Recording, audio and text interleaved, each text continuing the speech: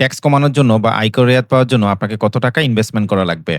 বাংলাদেশের আয়কর আইন ২০২৩ এর ধারা ৭৮ অনুযায়ী আপনাকে আপনার বার্ষিক মোট আয়ের ২০% ইনভেস্টমেন্ট করা লাগবে। তো এই ২০% কিভাবে ডিটারমাইন করবেন?